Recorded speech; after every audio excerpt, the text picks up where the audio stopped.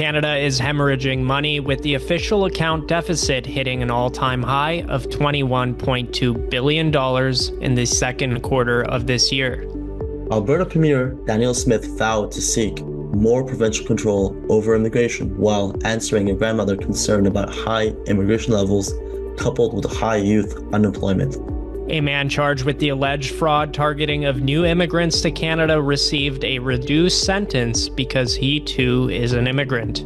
Hello Canada, it's Friday, August 29th, and this is the True North Daily Brief. I'm Cosmin, Dzsurdzsa. And I'm Walid, Tamtam. We've got you covered with all the news you need to know.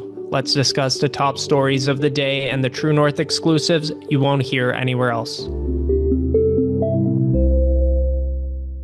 Canada's money keeps heading out the door. According to Statistics Canada, the country's current account deficit hit an all-time high of $21.2 billion in the second quarter of the year.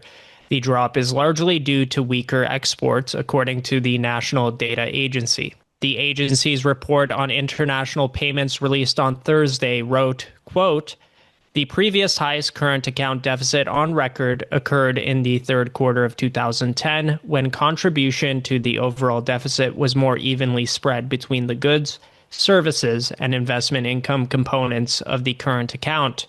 Goods exports dropped over 13% in the second quarter, their lowest value since the fourth quarter of 2021. Imports of goods also declined 4% to $201.8 billion in the second quarter of 2025. Both exports and imports reached record highs in the previous quarter." The report reads, quote, "The trade in goods deficit increased by $19.1 billion to a record high of $19.6 billion, as exports recorded a much larger decline than imports. The goods trade surplus with the United States narrowed from $31.3 billion in the first quarter to $10.1 billion in the second quarter. Record quarterly declines in exports of energy products, motor vehicles and parts, and consumer goods were the main drivers. Imports and exports of services also fell, as did the travel services surplus due to less spending by U.S. travelers in Canada and Canadians in the U.S.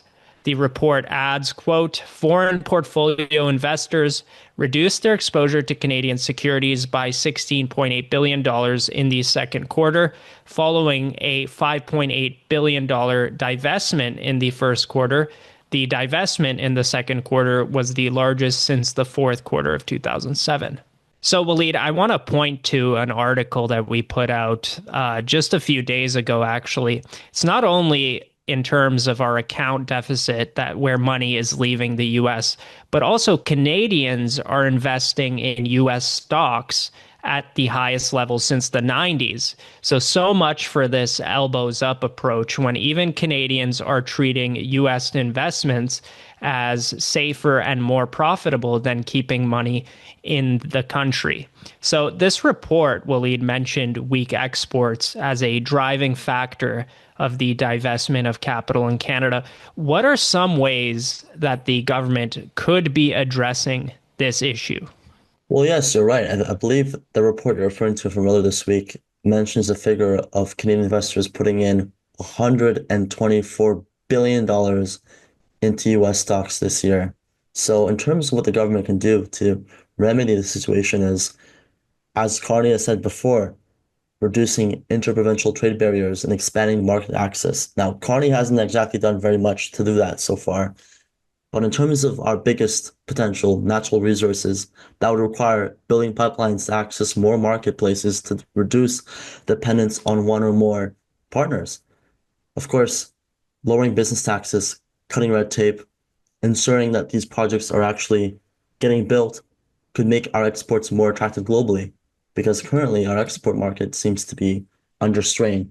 Only in April, Canada suffered its largest ever merchandise trade deficit, reaching $7.1 billion, indicating that there is a lower confidence in our ability to export and attract global buyers.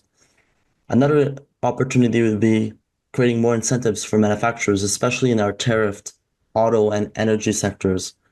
Possibly that could help offset global demand slowdowns.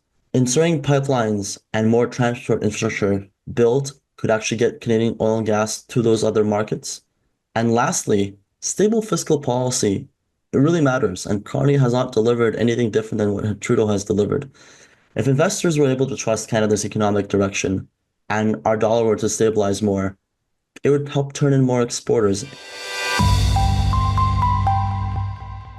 During a public panel on Wednesday, Premier Danielle Smith was challenged by a grandmother who expressed frustration that her grandchildren were unable to find work despite the ongoing influx of temporary foreign labor by Ottawa.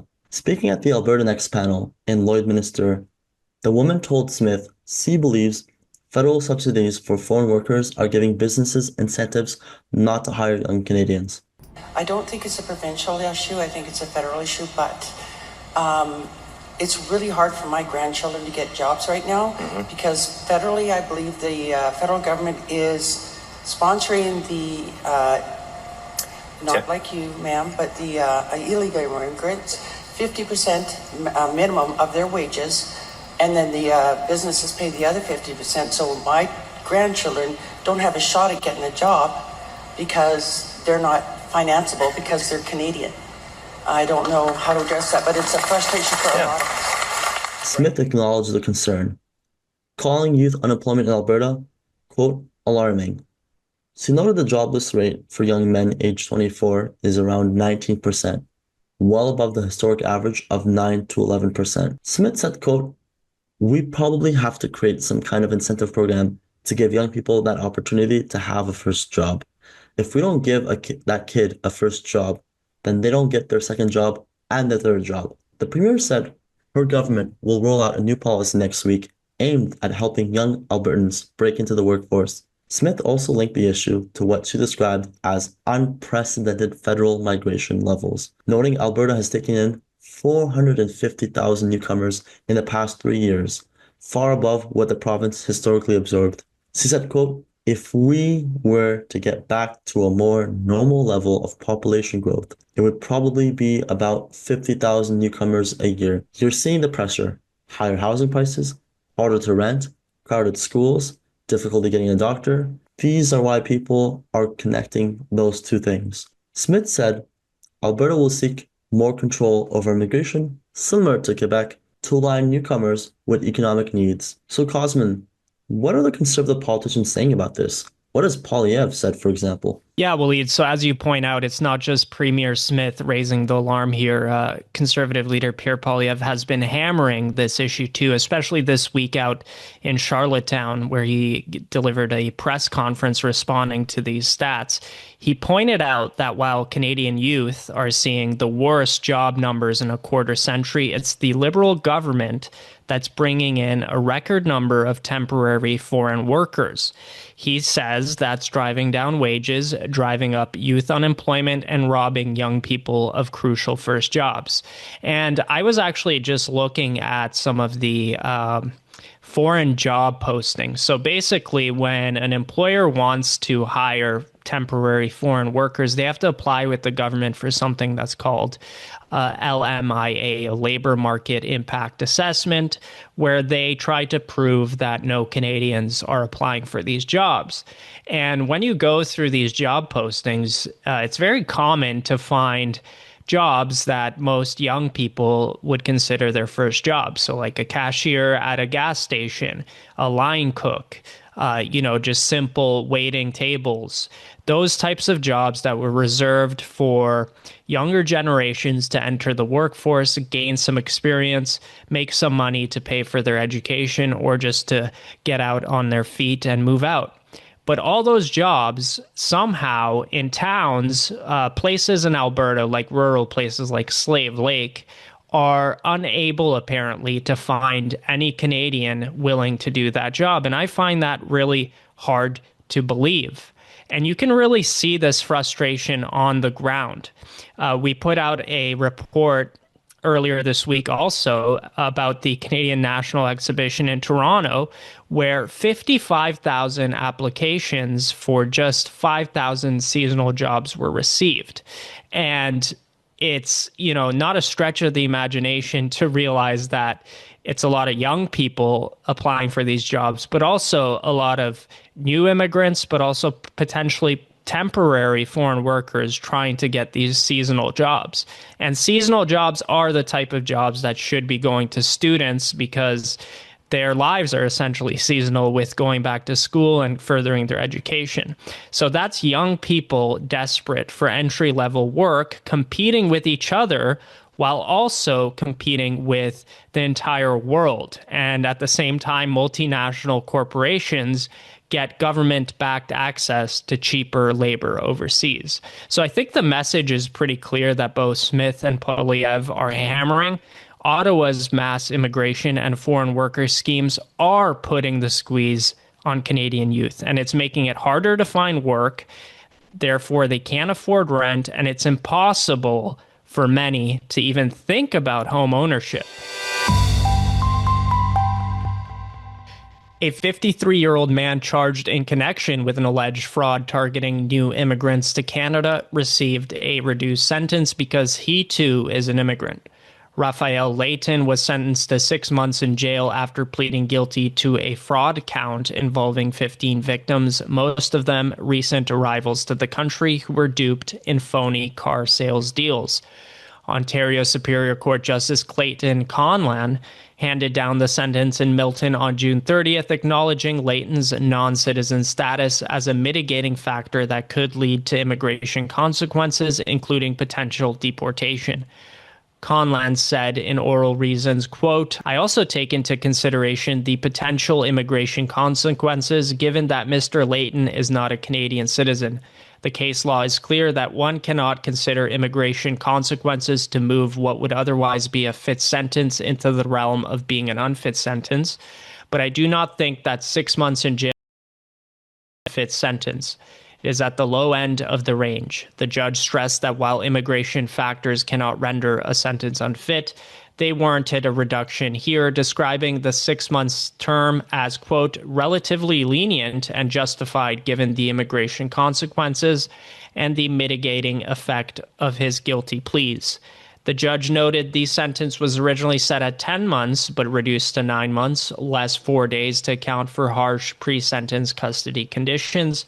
Layton, who has a prior criminal record including 4 convictions from 2009 unrelated to fraud, must also serve 3 years of probation upon release with strict conditions including no contact with victims, restrictions on vehicle sales or financial rules, and mandatory counseling. Walid, has there been any other recent cases where we've seen judges give more lenient sentencing because of somebody's immigration status? Also, we've actually seen some other cases, and some cases that could probably make your blood boil, where immigration status tipped the scales towards leniency somehow.